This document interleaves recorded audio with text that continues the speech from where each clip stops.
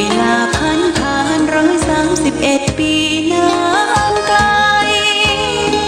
วัดพระบาทอุดมรุ่งเรืองงามตา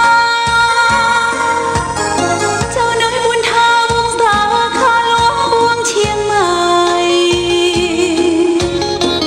ปกครองหัวเมืองฟ้าทุ่มเทแรงกายแรงใจทุกชาติพันธุ์รวมใจรักษา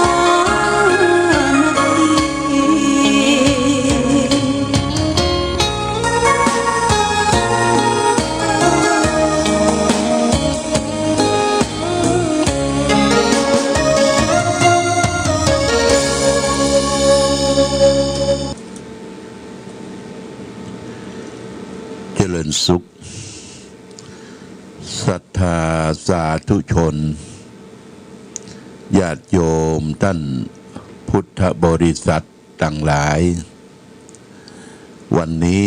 รายการธรรมประทีปส่องต่างก็ได้มาพบปะกับพ่อแม่พี่น้องศรัทธา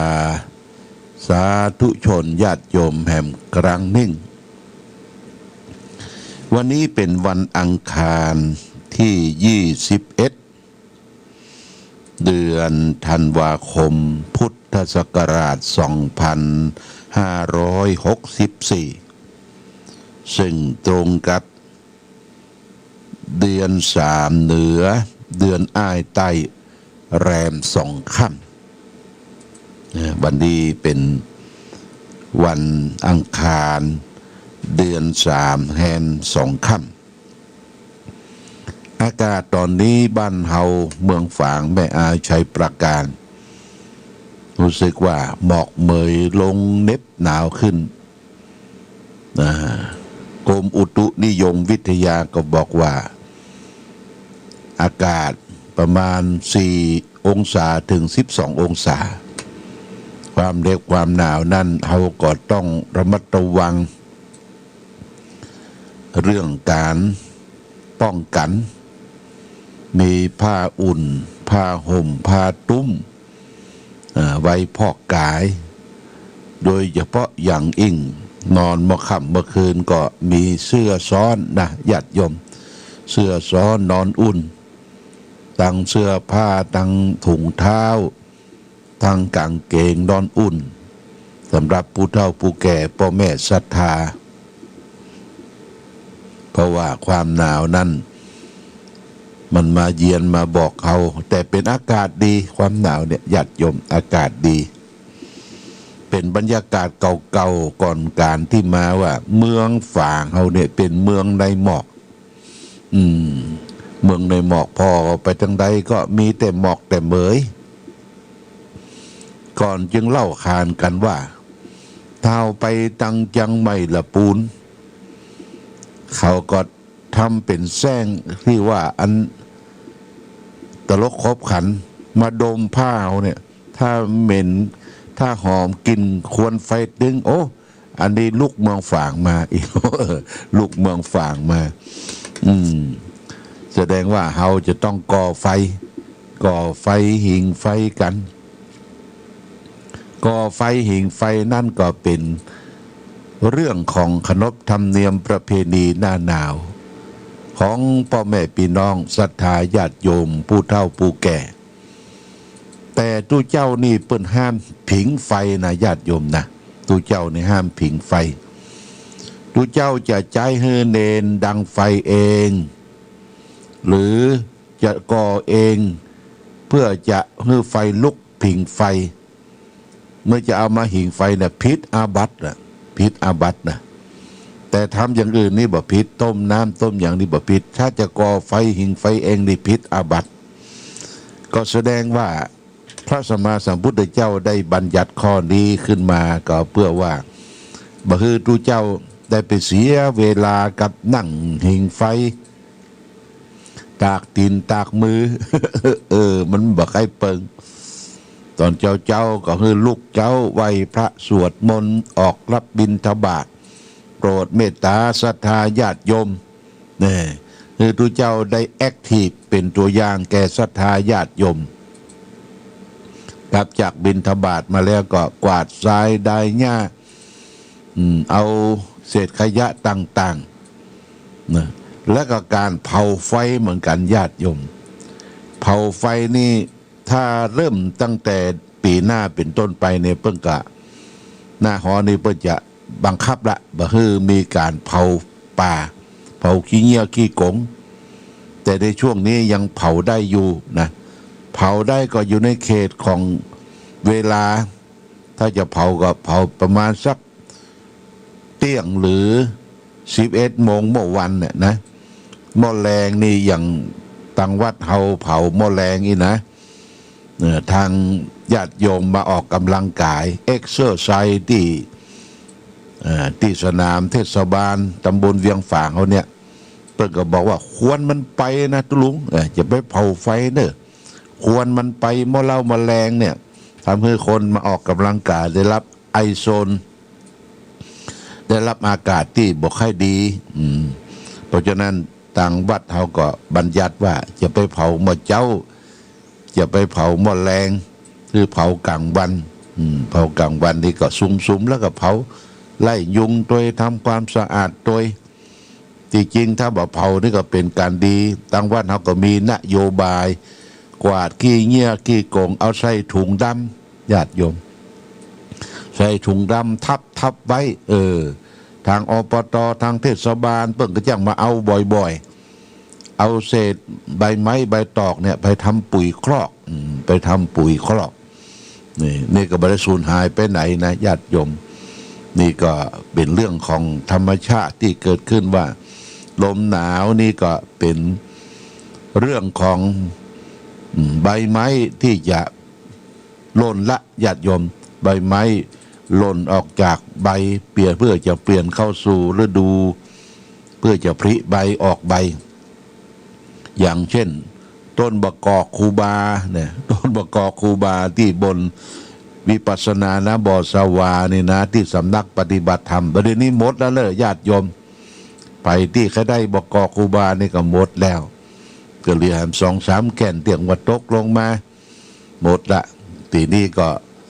เอาบะกอกคูบานี่แจกจ่ายให้แส่ศรัทธาญาติโยมทั่วไปถือว่าเป็นยุคเป็นยารักษาคำว่าบะกอกคูบานี่ก็คูบาเจ้าศรีวิจัยเมื่อ 2467 นะครูบาเปิ้นได้เดินทางขึ้นมาบูรณะพระธาตุศพฝาง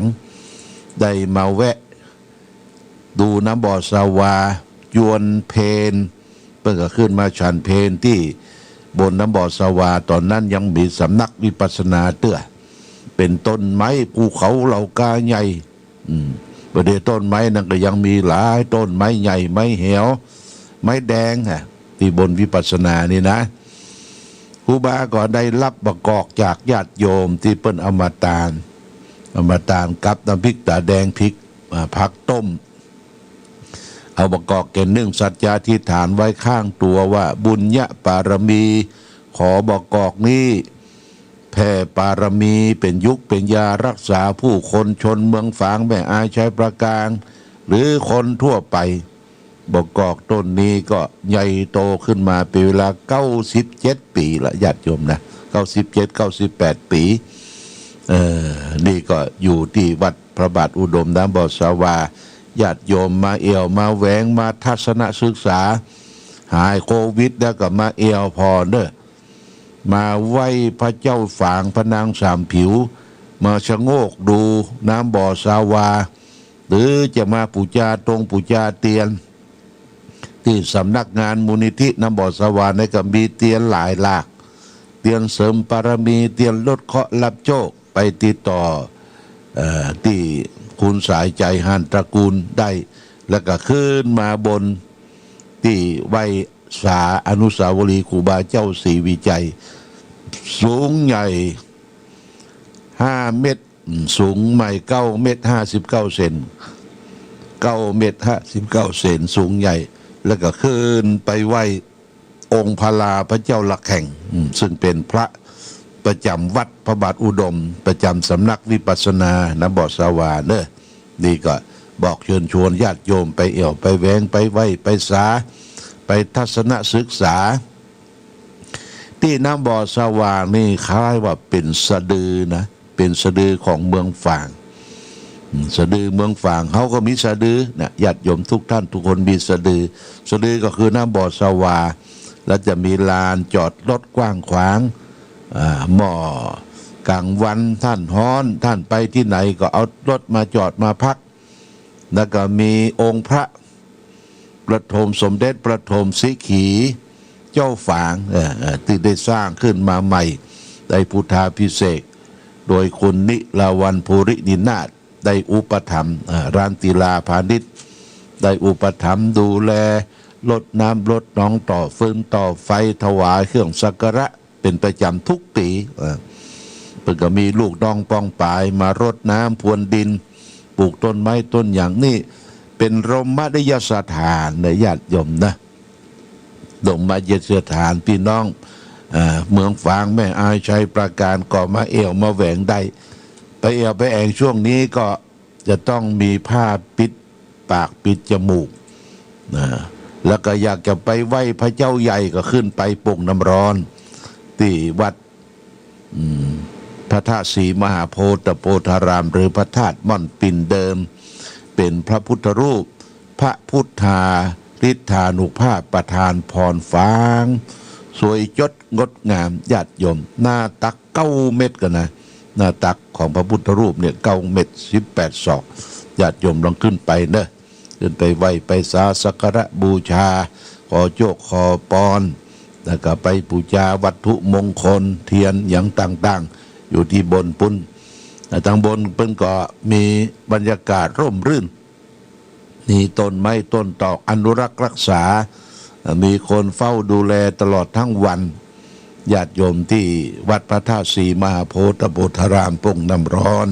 อันนี้ก็ขอประชาสัมพันธ์ให้ท่านทั้งหลายรับทราบเกี่ยวกับการที่จะไปทัศนศึกษาวันนี้จะเอาเรื่องของผีญาติโยมนะผีเพราะว่าได้ยินว่าผีเนี่ยก็เป็นสิ่งที่น่ากลัวแต่ผีภายนอกนั่นเฮาก็ยังบ่หันตัวเมื่อเฮาเอาพระพุทธพระธรรมพระสงฆ์มาเป็นสาระเป็นที่เปิ่งผีหรือพูดผีปีศาจสัมภเวสีที่ใครอยากใครกินใครอยู่ใครอาศัยมาแฝงอยู่เขาก็มีกรรมสวดพระรัตนตรัยเนี่ยญาติโยมนะนะโมตัสสะอะระหังสัมมาสัมพุทโธยันตุนิมิตตังเนี่ยสวดเข้าไปผีก็มาทำร้ายเราผีนี่สามารถเข้าตุเจ้าเข้าพระเนนได้นะญาติโยมในสมัยครั้งพุทธกาลพระพุทธเจ้าบอกว่าถ้ามีการสวดพระปาติโมกข์ในอุโบสถในโบสถ์เพื่อหยุดสวดเวลาผีเข้าตุเจ้าผีเข้าตุเจ้าดุกนะเป็นตินสั้นมือสั้นตามนแกวดนะเพื่อหยุดสวด2พระราชาเสด็จคือหยุดสวด3สัตว์ร้ายเข้ามาที่อยู่ที่ใกล้โบสถ์น่ะเป็นงูก็เป็นสัตว์ร้ายก็ให้หยุดสวด5เวลาน้ำหลากน้ำท่วมมาให้หยุดสวดนี่ข้อหนึ่งผีเข้าทุเจ้านี่ก็หยุดสวดผีนี่เข้าทุเจ้าได้แต่ว่าผีที่เฮาน่ากลัวที่สุดนั่นคือผีอบายมุข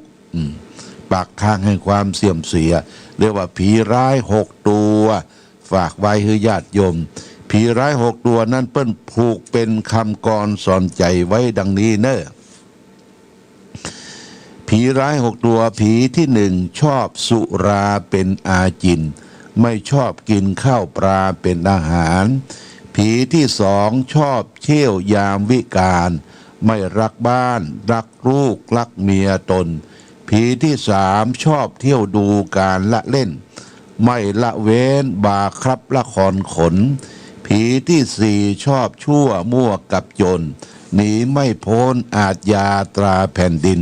ผีที่5ชอบเล่นม้ากีฬาบัตรสารพัดทัวโปไฮโรสิ้นผีที่6เกลียดค้านการทำกินมีทั้งสิ้น6ผีอับปรี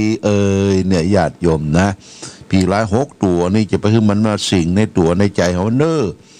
อบายมุข6เลยอบายแปลว่าปากทางแห่งความเสี่ยมปากช่องทางแห่งความสิบหายความชั่วต่างๆนะผีที่1เป็นนักเลงสุราผีที่2เที่ยวกลางคืนผีที่3เที่ยวดูการละเล่นผีที่4เล่นการพนันผีที่5คบคนชั่วเป็นมิตรผีที่6เกียจค้านการทำงานผีร้าย6ตัวนะญาติโยมวันพุธเขาจะมาขยายความเนาะผีที่ดื่มน้ำเมามันเป็นจะได้พ่องมันถึงเป็นผีมันทั้งเกิดความหายนะความเสียหายอย่างใด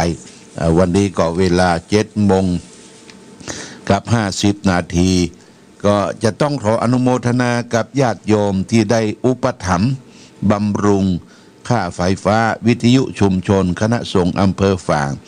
วันนี้หลวงพ่อก็จะเอาเฉพาะเดือนธันวาคมตั้งแต่วันที่20 ธันวาคมมาเนอะ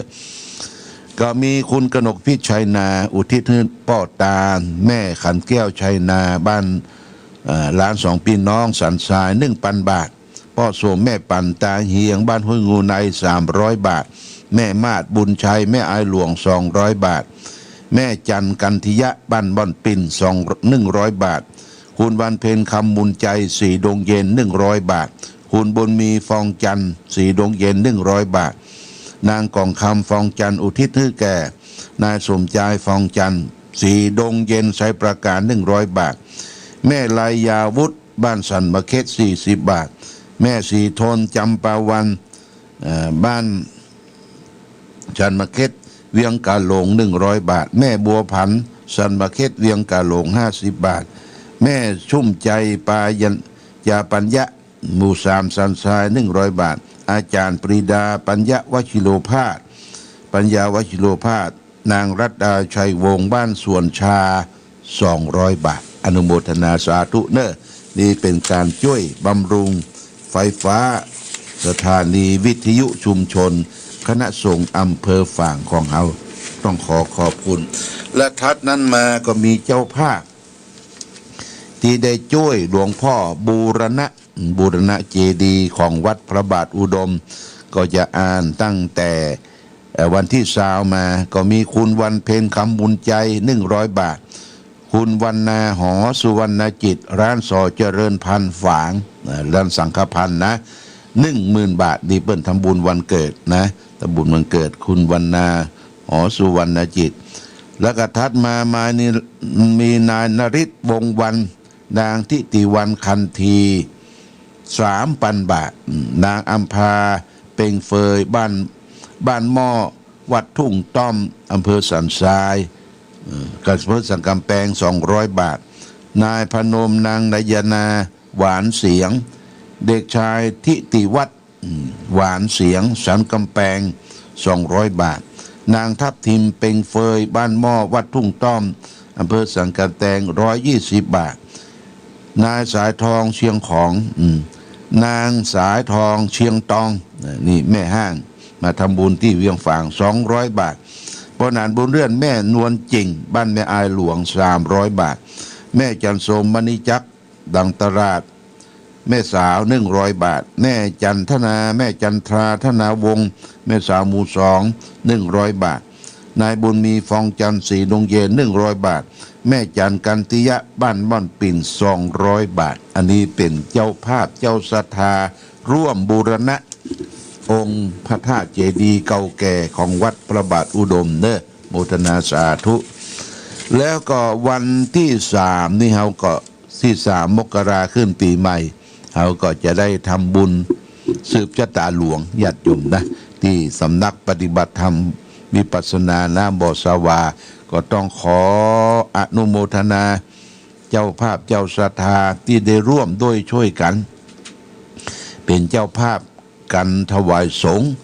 ทุกเจ้านิมนต์มา21 ตน21 22 23พร้อมด้วยพระเจ้าประธรรมพระอาจารย์ก่อนอื่นต้องขออนุโมทนากับเจ้าภาพกันเทศกันใหญ่ใจเนี่ยทั้ง7 ประการนี่ก็คือมีแม่อัมภัยศิริมิตรกูลบ้านหมู่1สันทราย 2,500 บาทเจ้าภาพคงสัจจาหลวงคุณกนกพิษชัยนาร้าน2พี่น้อง 1,000 บาทแม่จันทร์ทรงวงเขียนพ่อน้อยกับทรงวงเขียนบ้านม่อนปิ่น 1,000 บาทหจก.โชคยิ่งเจริญ 1,000 บาทก็ยังค่าแถมตี้เนื้อค่าแถมปัน นี่คงจะตาหลวงเจ้าภาพสังฆทานมีต่อไปนี้เนอะญาติโยมพ่อหมออินทร์แม่จงดีเชื้อกันทาสันทรายของน้อย 1,000 บาทแม่บัวพัดอุลันบ้านแม่ศูนย์ต้นซ่า 1,000 บาทแม่จันตาชัยวงศ์บ้านสวนดอก 1,000 บาทแม่ขันแก้วปานหมอกบ้านดองห้งดนดุน 1,000 บาทแม่อัมพันธ์กองบุญบ้านแม่ใจหมู่เจ็ด 1,000 บาทคุณระพีพันธ์เครือโยรังทกสฝาง 1,000 บาทป้อนานประทุมวงเปงคุณเจ๊แดงกิติกุล 1,000 บาทแม่อลงกฎชัยวิสิทธิ์แม่คา 1,000 บาทนายสุภกิจนางสุพันนีชัยวิสิทธิ์แม่คา 1,000 บาทแม่นิพามุนเทียนม่อนปิน 1,000 บาทพ่อเราตอนแม่มีชัยพินโยพาดปางปอย 1,000 บาทแม่อัมพรบุญกำบ้านสันปันใน 1,000 บาทแล้วก็คุณวีนาพรหมมนพรหมหจก.โชคยิ่งเจริญ 1,000 บาทคุณกนกพิชัยนาร้านสองพี่น้องสันทราย 1,000 บาทป้อโสมแม่ปันตาเพียงตาเหียงบ้านห้วยงูใน 1,000 บาทคุณกันศินีศรีนครินทร์กรุงเทพ 1,000 บาทคุณโคบาโยซิคุณจันทิพย์อินทปัญญาห้วยงูใน 1,000 บาทคุณบุญธรรมนางนิพาแก้วติบบ้านสันตนดูฝาง 1,000 บาทนายประนพสุทธเสนานางสายใจหาตระกูลหนองตุ่ม 1,000 บาทนายเอกชัยพรหมแพทย์คือโชเฟอร์หลวงพ่อบ้านดอย 1,000 บาทนางติ๋มชัยเนตร 1,000 บาทแม่สีเรือนแสนเปียงบ้านต้นพึ่ง 1,000 บาทนายอินทร์นางประภาย